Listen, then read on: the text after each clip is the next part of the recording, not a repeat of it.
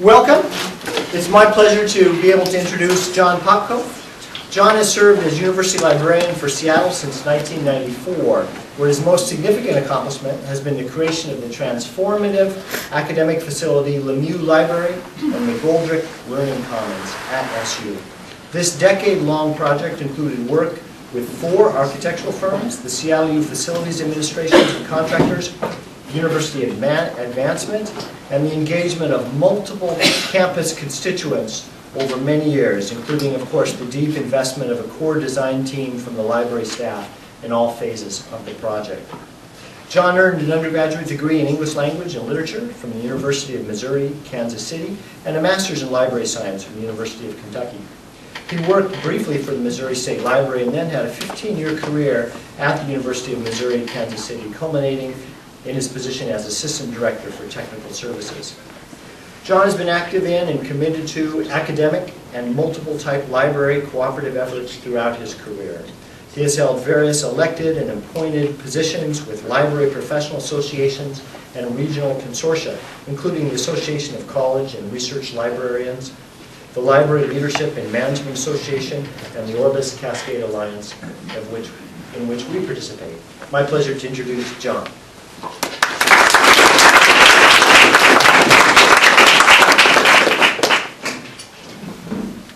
Good afternoon. I'd like to begin with a few words of acknowledgement. First, I appreciate the ambitious program that you have undertaken for yourselves, seeking to analyze and redefine the academic library in the 21st century as it will manifest itself here at Western Washington University. Second, I applaud the conceptual and the financial commitment of your Office of the Provost and Vice President for Academic Affairs in supporting this exploration and funding this series of 4 presentations.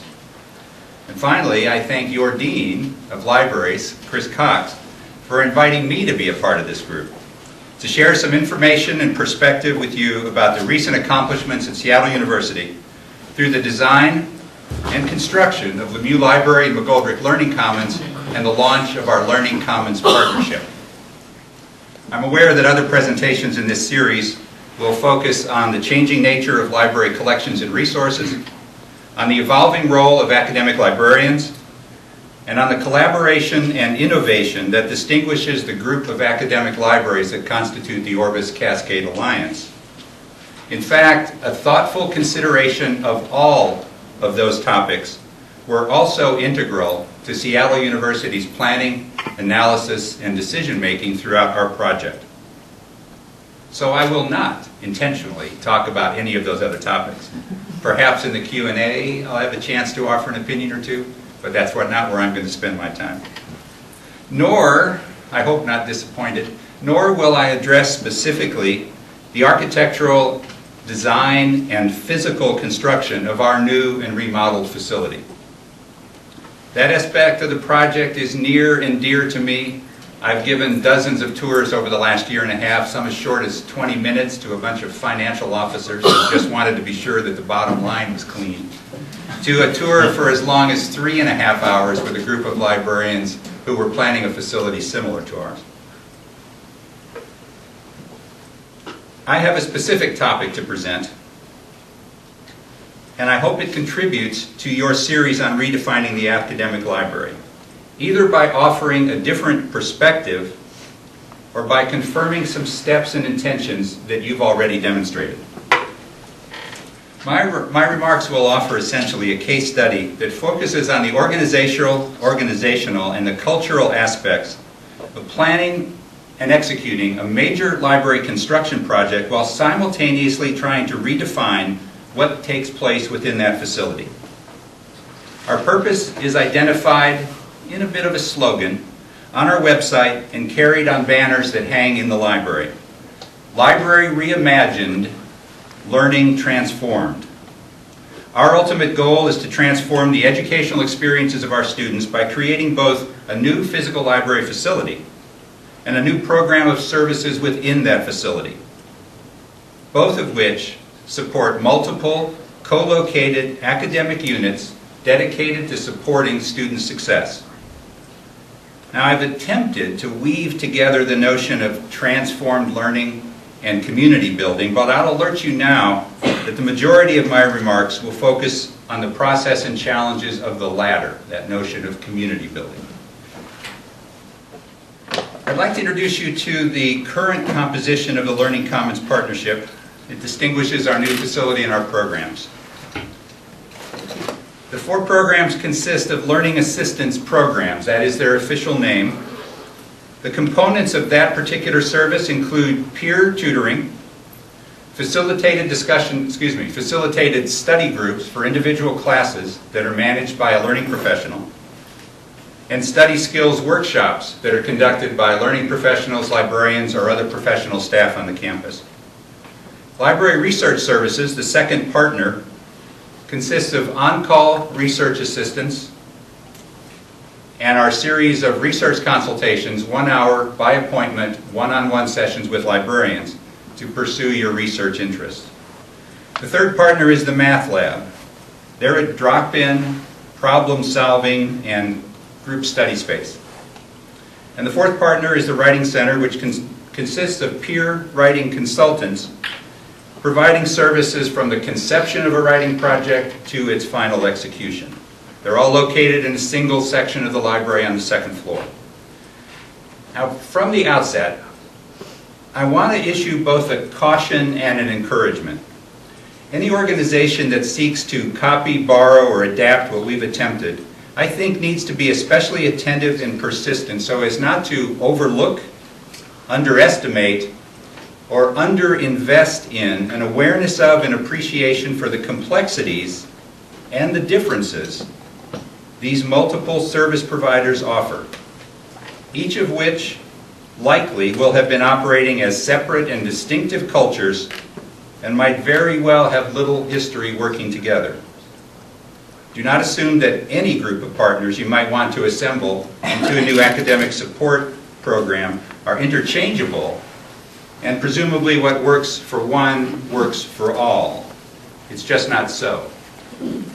In this case, I realize I'm talking to a group of people who have already probably discovered that. Being properly attentive and persistent to cultural and community differences will add complexity to your work and will have implications for the project's communication practices, decision-making processes, timeline, and your measures of success. This slide represents what we might call our end state, or where we are today, May 9th. Let me take a few minutes to sketch the policy and the documentary background for our project and the community building efforts that lie at its heart. That background begins more than a decade ago with the university's adoption of an ambitious 10-year strategic plan. Lemieux Library was an explicit part of that plan. The quote, "Seattle University will strengthen, extend, and maintain its library collection services and physical facilities, and employ enhanced information technologies in support of an increased emphasis on academic quality and scholarship throughout the university." You would think I wrote that myself, wouldn't you? The second building block is the library's own strategic plan, our first, that covered the years 2003 to 2007. And from that document's mission statement, the library is identified as an intellectual, educational, and cultural center, integrated with and in service to a vibrant academic community. The third building block is a little different. This was a challenge presented by the provost to me when it became clear that some form of a transformed library would be included in a newly announced capital campaign. And that challenge from the provost was simple. We need a big idea, John. That actually was the label on the manila folder that sat on my desk for months. It just said, big ideas. The provost was concerned that a routine, unimaginative upgrade of a traditional academic library would not generate the interest, the enthusiasm, and the funding we needed to realize our goal. He wanted something ambitious, innovative, maybe even provocative. That big idea was developed then by the library administration and its librarians over a series of brainstorming and planning sessions. The big idea attempted to do three things. Number one, to capitalize on the paradigm shift in higher education that put a new prominence on student learning outcomes. Number two, to extend the concept of a library and better serve students by co-locating collateral academic support services. And number 3, on that foundation, to build toward a true integration of such services. Now, the notion of a learning commons was in the professional wind, as it were, at the time, but not prominently, and without a firm and commonly agreed upon definition. In some institutions, the notion of a learning commons was nothing more than a renaming of the traditional library to capitalize on that first trend I mentioned. Others sort of backed into a learning commons by co-locating collateral units because of on-campus space pressures, rather than as a result of a thoughtful, programmatic process. At Seattle University, we very thoughtfully and intentionally selected our partners. And even then, there were steps that we should have taken that might have contributed to a more successful and productive process. I'll return to that topic in a minute, but first, the 4th building block in our process was the capital campaign that was going to fund it. I wrote a statement in 2003, I revised it in 2006. The gist of that statement, the case statement, was in fact my most articulate response to the Provost's demand for that big idea. There's a preceding sentence that I couldn't squeeze on here that says Lemieux Library will be developed into a dynamic blend of sanctuary and community square.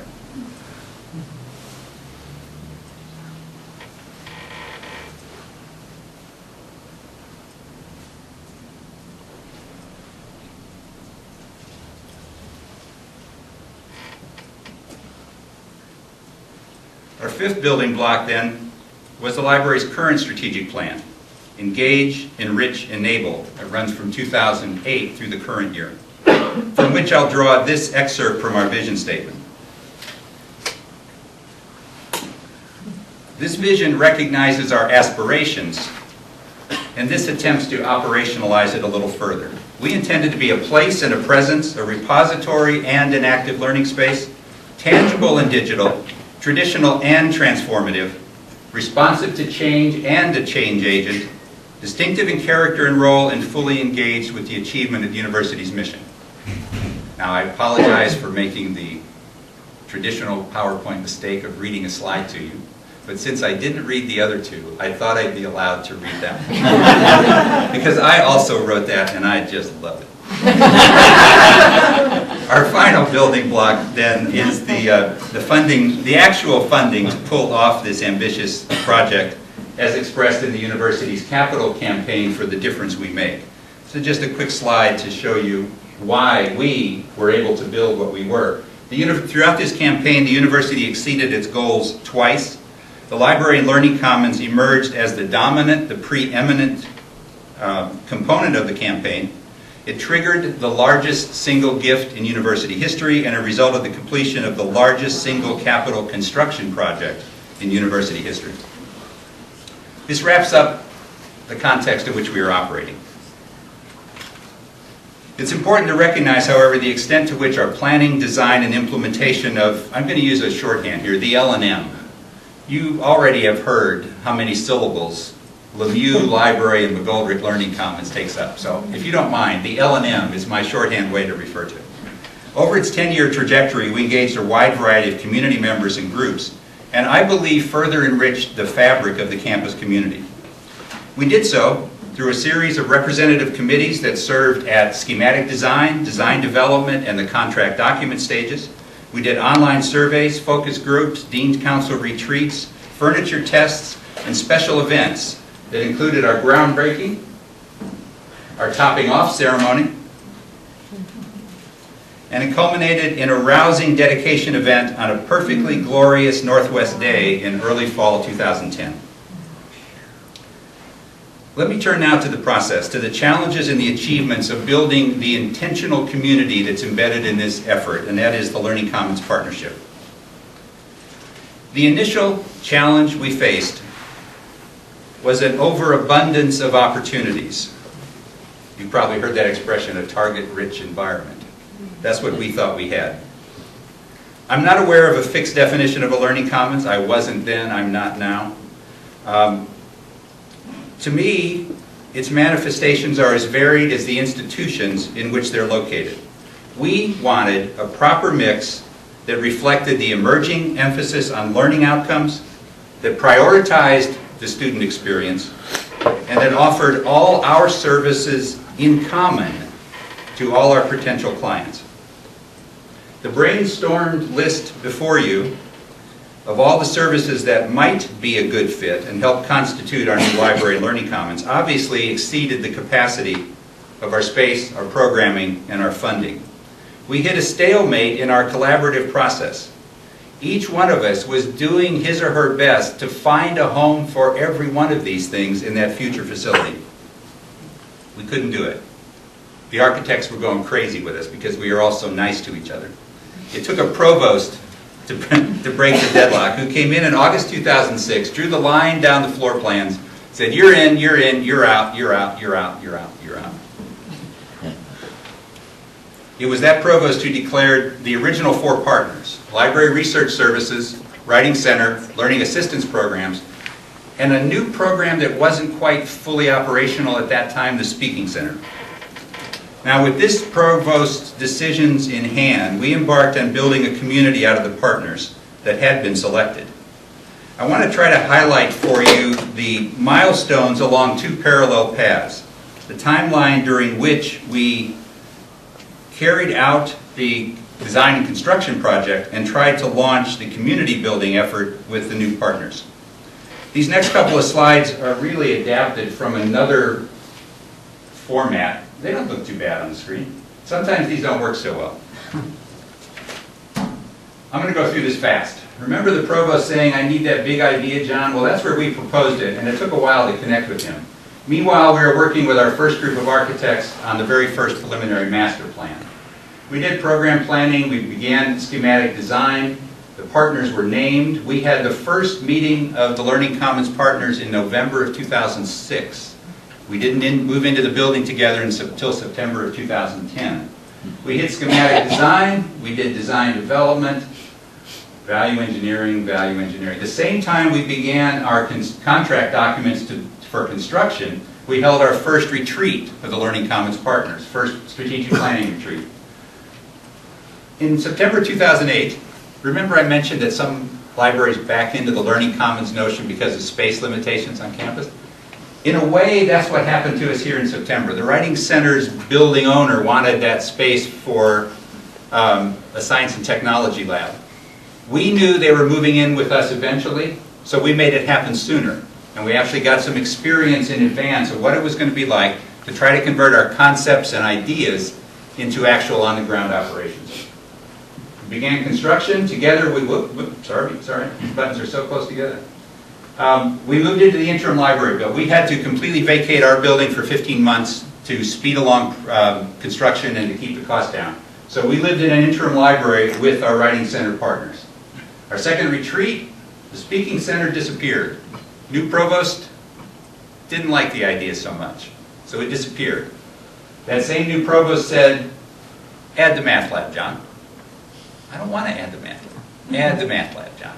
So we added the math lab. And then in September of 2010, we moved into the new building. Now, I've hinted at some of the challenges that we faced, but I want to itemize them for you because I think there are lessons, even if you're beyond some of these stages. Even if you don't care about these, I think a version of these could be applicable to any one of us who's looking beyond our current operations. The first challenge is that our partners were less involved in the process than library staff were. The library core team began work in August of 2001 with our first group of architectural consultants. We prepared the original needs assessment preliminary master plan. Our partners didn't join us until mid-2006 when we were embarking on the schematic design phase. And once we determined where in the building they were going to be located, they sort of dropped off the charts for us.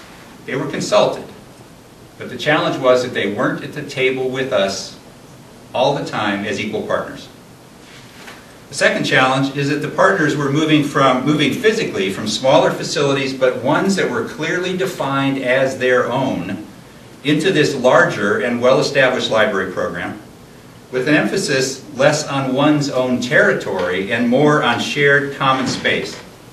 And admittedly, it was a facility that was clearly controlled by the library, and clearly controlled by a micromanaging, over-sensitive university librarian.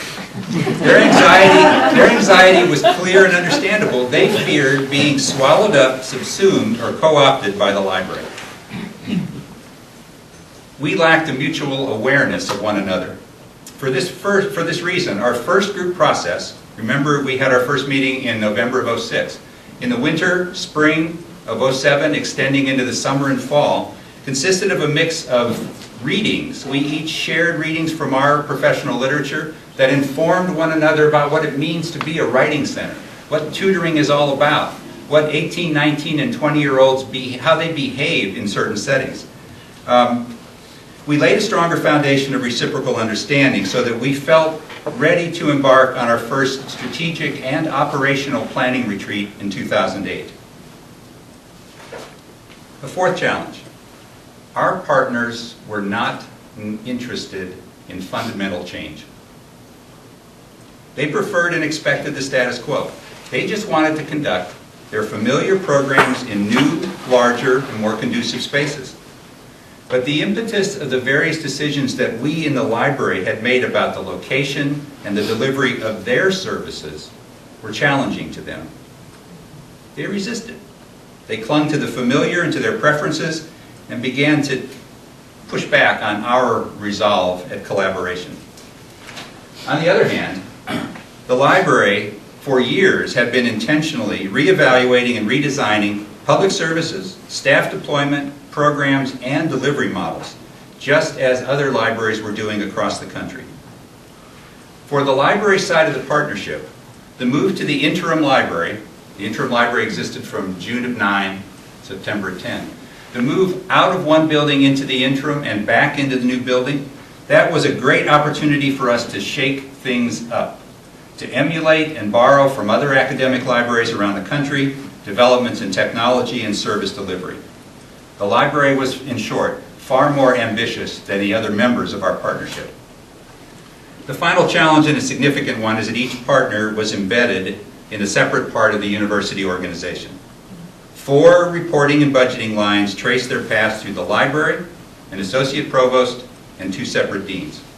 Now, despite these challenges, the work of the partners was productive. Stimulated by that first 2008 planning retreat, we hammered out through monthly meetings a couple of important statements, a vision statement and a mission statement that would help us serve our respective constituents, help us work together collaboratively, and give us the opportunity to market this new, unique campus entity, the Learning Commons Partnership.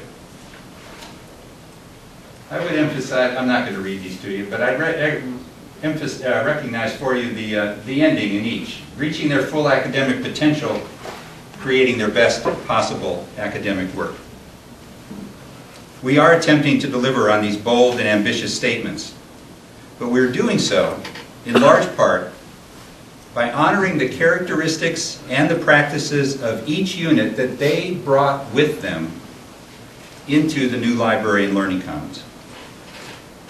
Staffing levels and numbers. We deploy widely disparate numbers and variety of staff, running the gamut from professional down to student assistants. In one unit, service may be delivered solely by professional staff, while in another it may be delivered solely through student assistants in peer-to-peer interactions. We do it under varied hours of service, by day of week and by time of the academic year. Some of these services, some of these partner operations are completely shut down at different times of the year.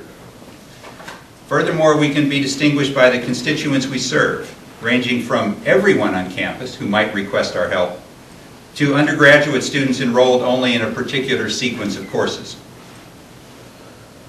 We can be distinguished by the method by which we actually deliver these services: drop-in or appointment, place-bound or mobile, well, not mobile, semi-mobile, one-off or a long-term relationship. And as I noted earlier, another difference among the partners is their place in the university's organizational structure. That's coming off pretty well. The slide demonstrates that diversity. It includes the departed Speaking Center, and it includes the new invitee, the Math Lab. I want to try to bring to your attention, I got a chance to try out this next set of remarks in a previous meeting today. I want to bring another topic to you that's especially sensitive and one that I've oversubscribed to, probably is the word. The principle is based on the fact that the language we use to define and describe the facility, and the language we use to define and describe the services offered, can shape the perceptions of all the parties who are involved, and it can determine, or it can at least serve as a barometer for, the larger organizational culture. Now, the coincidence of a new facility that is part renovation, that's a shot of the original 66 building, and part new construction, with each of these two physical entities presenting its own visual expression on the interior, when that's paired with the fact that the building now carries two personal names, Lemieux and McGoldrick, named for legendary Jesuit priests who served on our campus, it's prompted many people to assume that the Library and Learning Commons are somehow two distinct buildings or entities or locations. I've had to argue, to cajole, and to model by my language that I don't see them this way, and I don't want you to see them this way. If you walk in the first floor on the east side, you don't walk into the Learning Commons and pass through it and walk into the library.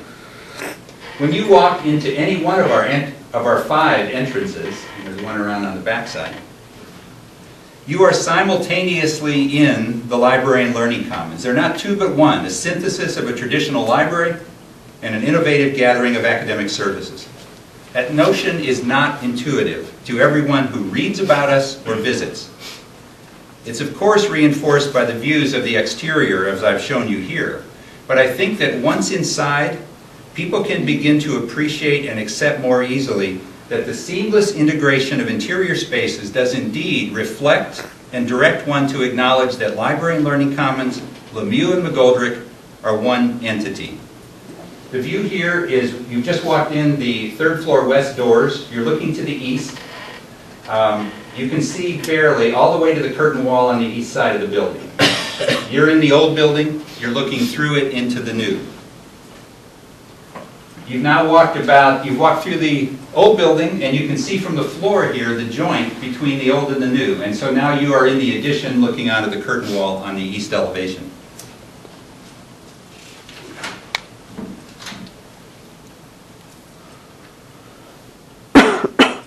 Pardon me. I have similarly struggled with the use and the meaning of the simple word commons. It's been both an internal struggle and an external struggle. The Learning Commons partners have tended to think of the Learning Commons as a physical location, the space on the 2nd floor west from which we deliver the vast majority of our services. Here's a view looking from the door that leads into the offices of the research librarians, looking south-southwest across the iDesk to a reception desk over here, a screen that separates the consultation cubicles on the other side. There's a tendency to think that that's the Learning Commons. Just as I want, staff and clients to appreciate that we're a single integrated entity, I resist the notion of our staff that there should be a physical Learning Commons within the larger Library and Learning Commons. We already have spread out our Learning Commons activities, and I expect soon that we will outgrow our current quarters and we'll have to extend the program to other parts of the building. For these reasons, I have even insisted that we not emphasize our physical co-location, but that we emphasize the relationships among us. This is difficult for my staff and partners because most of the so-called Learning Commons in other academic libraries are much more place-bound or place-specific. Hang in there. I'm coming close to the end here. I've offered you a multi-year history that confirms the extent to which we've worked to build simultaneously this exceptionally attractive and flexible physical facility in which operates the intentional community of the Learning Commons Partnership. It's important to distinguish between the development or emergence of communities that are planned and those that are enabled by the facilities program. This is what we're now seeing. The Bite Cafe offers several unique food and beverage items on its menu that can't be found anywhere else on campus. So in a way, it allows it sort of fosters a version of a community of users through their voluntary association with others of similar tastes. The creation and the challenge to protect a faculty lounge can create a home and a kind of community for our faculty. Because such a facility exists nowhere else on our campus, it enables a new community to emerge that is completely dependent on the L&M. Our Media Production Center, after a slow start, has taken off, providing a center for a cadre of students with a particular interest in or facility for digital media work, and given a boost by faculty who are now making intentional assignments in media. Sparked by an energetic manager who's not in either of those pictures, and our co-sponsorship of the first annual Seattle University Student Film Festival, a previously non-existent community has emerged. The many and varied locations that we provide for group and teamwork can offer many different places that a group might adopt and return to throughout the academic quarter, whether they're athletes in regular study groups, students in a single class or a major, or members of a student club, thereby strengthening the educational and the social bonds of that group. When I spoke at the dedication of our facility on September 30th, 2010, I quoted the British writer Alain de Botton and his 2009 book, The Architecture of Happiness. De Botton wrote, "Belief in the significance of architecture is premised on the notion that we are, for better or for worse, different people in different places, and on the conviction that it is architecture's task to render vivid to us what we might ideally be." Now, although the author might be referring to an individual person's interaction with architecture, I think the sentiment and the aspiration are equally applicable to the impact of architecture and design on a community. We in the Library and Learning Commons, through the effective use of our services, our partnerships, and our facility, in a continuous effort to transform the academic experiences on our campus, will continue to try to build communities that might render vivid to us all what we might ideally be. I'd like to acknowledge some people who helped and encouraged me along the way.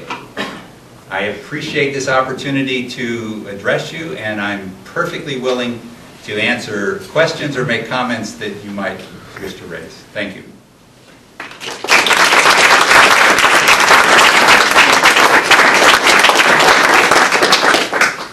Your hand's up first. Fire away. Yeah, no, I had a question.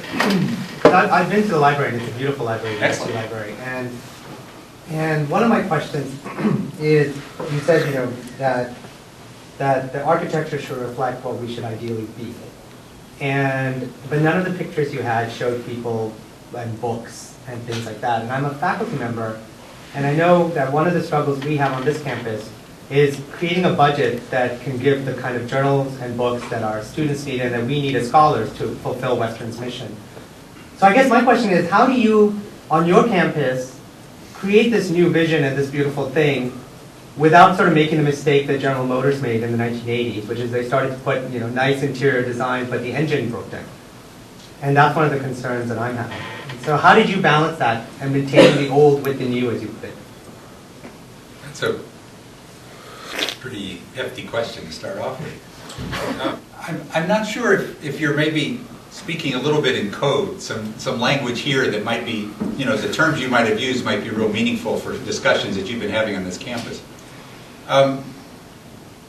I asked, in the original effort for the capital campaign, I asked for 2 pots of money.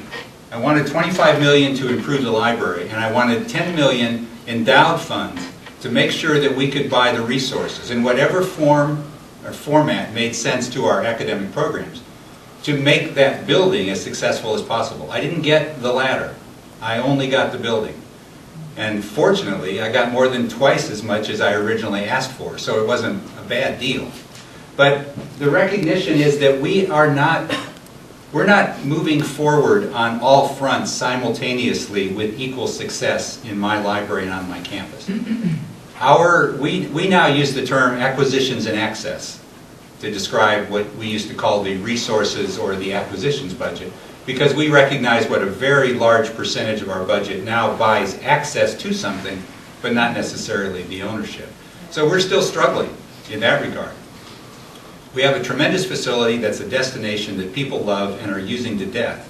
So we've sort of addressed one of the important characteristics of a successful academic library. The others, I'm afraid, we're struggling just like you. We're struggling with how much money is enough, what kind of material to put it in, who has input into those decisions, who's responsible for them, and how can we show that they're making a difference in the productivity of our faculty or in the success of our students. I hope that doesn't sound like a cop-out to you. No, that's actually very helpful. Okay. Yeah, no, it is fun. Thank you. Yep. Yeah, I want to piggyback on that, and because you talked about building an intentional community, and I'm a faculty member too, and I guess I was really surprised, and maybe that's because you were using kind of large terms, that faculty was only included in the penultimate slide in the lounge. And since, we are also really involved in teaching and in student outcomes, at what point in the process did you involve faculty, or where were faculty in those partnerships, apart from the head of the English department because there was a writing lab and the head of the math department because there's a math lab? Were there faculty involved in some of the discussions that were going on and on some of the committees that you talked about? Let me divide it into 2 parts. Remember that those 2 slides I showed with the design and construction timeline and the partnership. I think the most direct and accurate answer is that when it came to building the Learning Commons partnership, there were no faculty involved outside of the library faculty and their professional equivalents within those service units. When it comes to the design of the entire facility, faculty were included in multiple ways. There were faculty members who were on the schematic design team, the design development, and the contract documents team. Indirectly, if you don't count deans as faculty members, then it doesn't count. But 2 Dean's Council retreats in the summer included extended sessions talking about the concepts and the planning for the construction. The 2 of our architectural teams conducted a combination of online surveys and on-campus focus groups. Some of those were targeted faculty members, and some were faculty members were invited to open sessions. There were several presentations to the Academic Assembly, which is the faculty governance body on our campus. So faculty were involved, but we recognized within our core planning group, as we were moving maybe at the end of 2008 or 9, we recognized that we had been so focused on the undergraduate student experience. And maybe part of that is because the partners who were planning to work together were primarily providing service to undergraduate students. We recognized that we were so focused on our undergraduate students, it's like we lost track of our grad students and our faculty. And on our campus at that time, 38 to 40% by head count of our students were graduate and professional students. So the token that we offered our faculty was that lounge, the photo that I showed you. And that came about in an interesting way. I'll make it short. Because we on the planning team recognized that, oh gosh, we kind of overlooked faculty, we decided we don't have a single grand reading room. The design feature that we used was to abandon that single monstrous reading room and develop 5 smaller, unique reading rooms. Each one is distinctive by its furniture, its paint, its carpet, its shape, and its position in the building. One of those, on the 6th floor on the north side, we decided to furnish with what I think of as a more mature collection of furniture. It was darker and heavier, and it wasn't as easy to drag around like the student-oriented furniture, and the colors were richer, and we even included 4 rocking chairs. And we were hoping that space, by those design characteristics, would actually draw the grad students and the faculty. We weren't sure. We opened in September. Around April, the provost came to me and said, you know, John, we've never been successful with a faculty lounge on this campus. Wherever we put it, it's just not right. Can you put one in the library? And I said, well, by a happy coincidence, we designed a room that we thought would appeal to faculty. So unfortunately, it was so late in the project that we couldn't enclose it in a way that would allow us to do like kitchen facilities and keep students out. So the best we could offer was a very attractive, open lounge that we encourage faculty to use, and we have signs that keep them out. Now, that may be a lot more than you wanted, but what I'm trying to show you is that although we didn't start with faculty as a priority constituent, we recognized their importance, we included their opinions in how we might design a building that would support our students, and eventually we found a kind of home for them in that lounge. Yep. Could you have imagined doing any of this if you didn't work part of a $168 million capital campaign?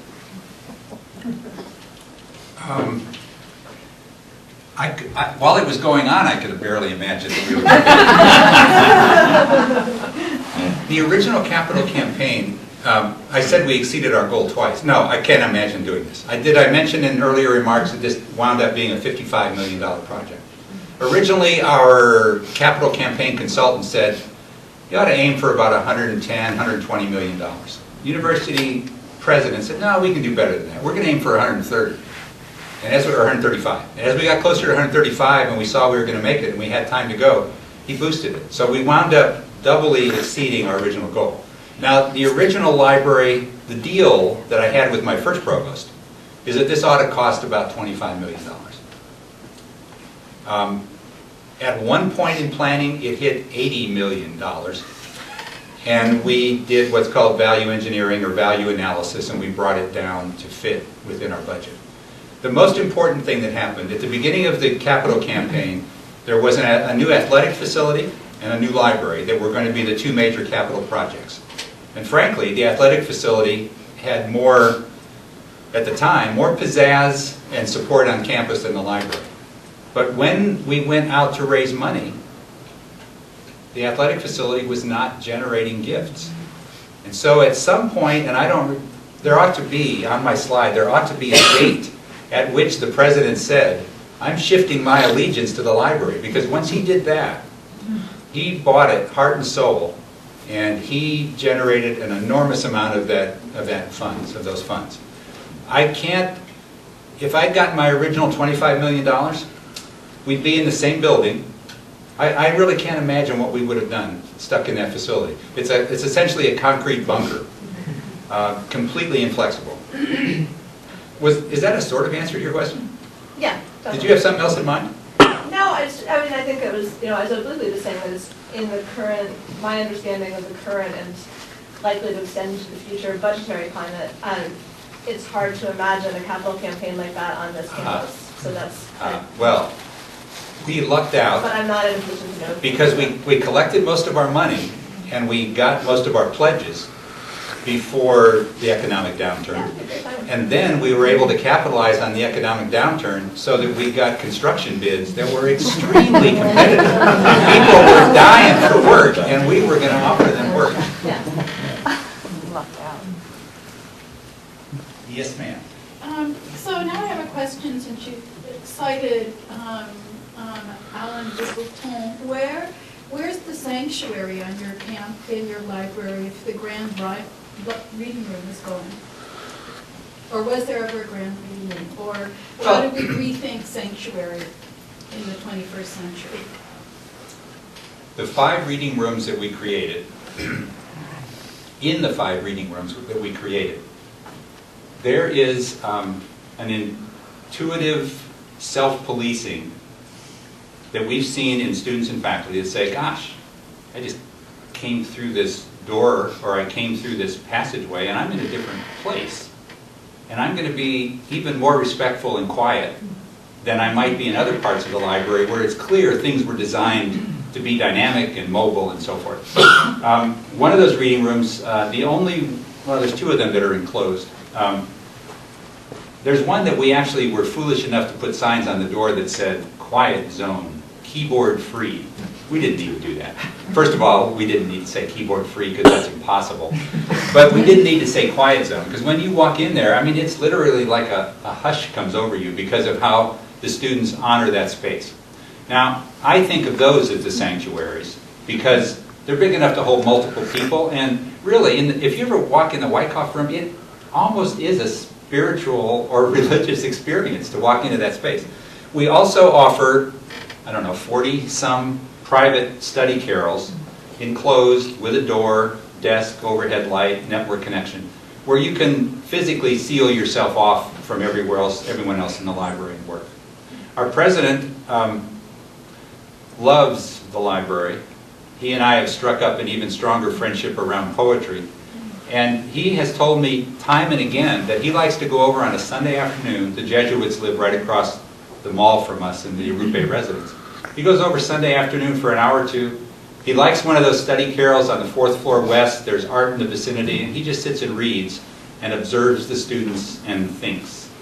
So we don't have anything named a sanctuary, but I think it's there in the way people are using the facility. Way in the back. Have you implemented any measurable outcomes of all this expenditure for a beautiful space in terms of advances in student learning or access or use? Not and very. Actual real benefits? Not very much, and not very well. One of the things we've learned is that 2 of our partners, the Writing Center and Learning Assistance Programs, have a much better history of tracking who their clients are, what state they enter their relationship, and what state they end in, and have done a little bit of work trying to relate those students that take advantage of those services to either persistence, grade point average, student success, or something like that. Those 2 programs, however, do have either quarter-long or year-long relationships with their constituents. The library research program is essentially a one-off. I need you for 10 minutes, or I need you for an hour, and maybe I'll come back to you another quarter. We are simply not very good at making that connection from the service we deliver and the experience that it appears that student is having with that student's grade point average, time to graduation, persistence in college, or what they might do later. Collectively, the Learning Commons Partnership sets annual goals and objectives as part of its planning process. And the year that's just ending, the 11-12 year, they intended to look at some kind of assessment measures that would get us on the path toward recognizing the impact or documenting the impact we might be having. Now, this year's effort is kind of tame. As a part of every evaluation questionnaire, they're simply asking the student, have you used any other of the services that the Learning Commons partners offer? That's hardly assessment yet, but it's a first step toward trying to understand if there is some of the synergy that we had hoped for is actually taking place. Maybe we'll be able to work because we're all under the, what's the right metaphor for assessment? The millstone of assessment? the cleaver of assessment? I'm not sure. I'm sure we're going to have to be much more creative about trying to figure out, trying to demonstrate that this interaction in the library and Learning Commons helped this student in this measurable way. But right now, we're just kind of kicking the can along the road. Yeah? Have you had other units on campus want to volunteer to become part of the Learning Commons? Do you have a plan for how you might add new partners? No, in fact, well, in a way, but I'm really working on a plan on how to keep the existing partners from getting bigger and more successful, because we did not build in room for them to grow. 2 of the 3, well, actually all 4 of the programs are seeing increases in usage. The Writing Center and the Learning Assistance programs are especially in demand that they just cannot keep up with. We do have a media production center, which I illustrated in one of the slides. And as we were developing the partnership, for reasons I can't explain, probably because it was within the library and under my control, we didn't consciously add the media production center to the partnership. Now that that program has taken off, now that it is such a high-profile public service, we feel kind of silly for not having thought of it sooner. So over the next year, we're going to have to make the Media Production Center a part of the partnership as well. Now that's easy to do because, frankly, I control them and they're already in the building. You know, I think maybe the history, the memory of that provost who drew the line on the floor plans and said, you're out, you're out, you're out, has meant that people recognize we have a good full program. We don't have any more space to add people. I haven't had any requests to join the program. Kind of a long-winded answer, but I wanted to get in some of those contextual points that might be useful to some of you. Yeah. I have 2 questions. The first one is you make a point about that most people made a distinction between the library and the learning commons. You think it is only a question of the architect, that is a new building and an old building, or you think there is something else? And the second question that I have is that you make a point quite clear in terms of achieving academic work with students. And in this question, I would appreciate it because you be really specific. How does this new building help students to achieve academic work? I think a partial answer to your second question relates to the question from the back. What evidence do we have that our existence or our programs are having an impact on students? It is a little bit ambitious, perhaps, to use that language, learning transformed. I can't prove that it is yet.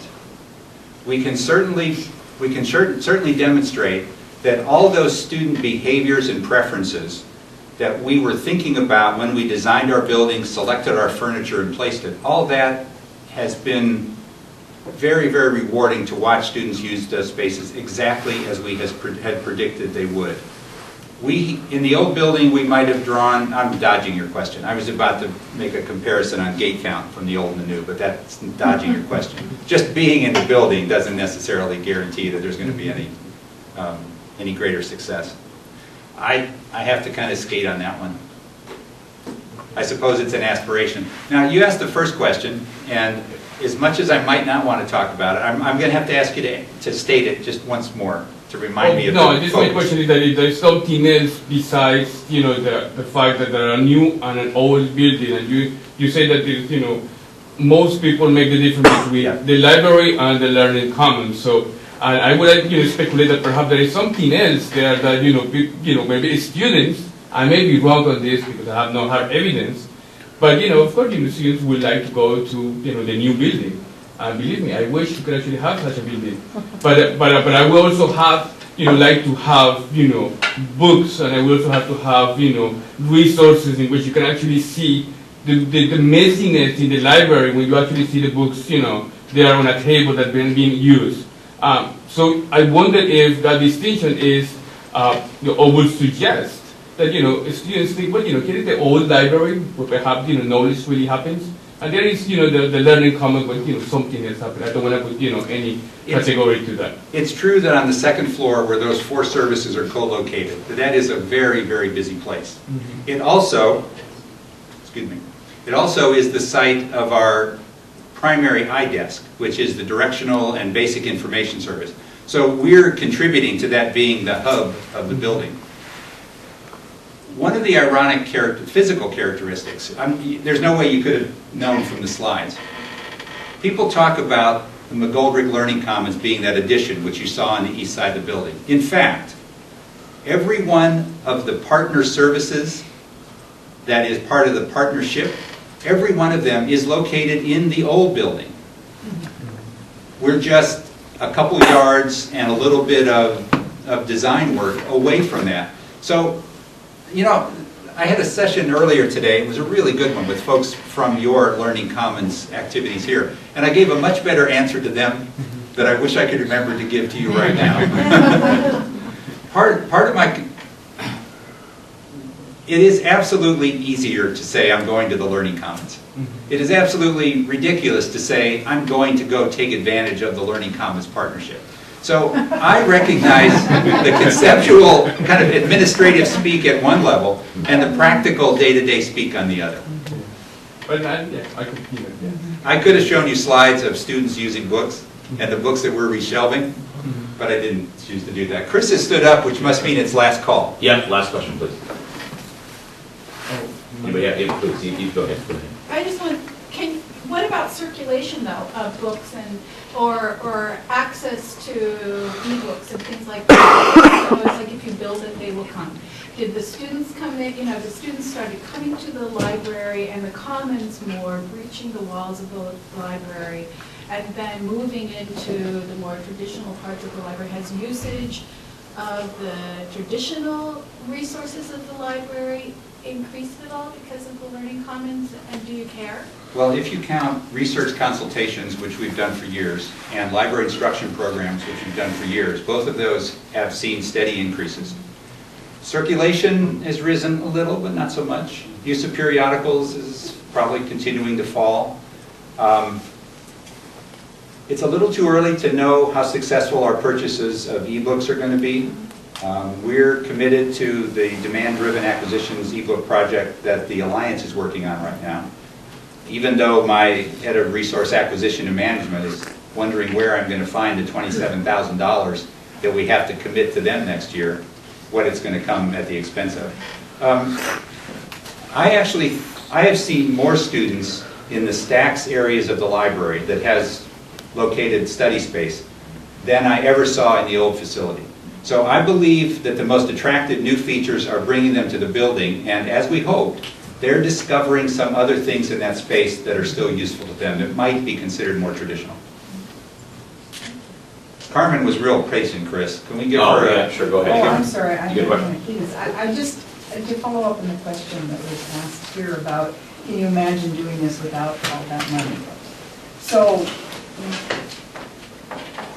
given a different economic climate, a different institution that's already started this initiative, so is your advice you wait until you make that $55 million campaign, or do you think there's a way to move towards this model without the money yet? Say yes.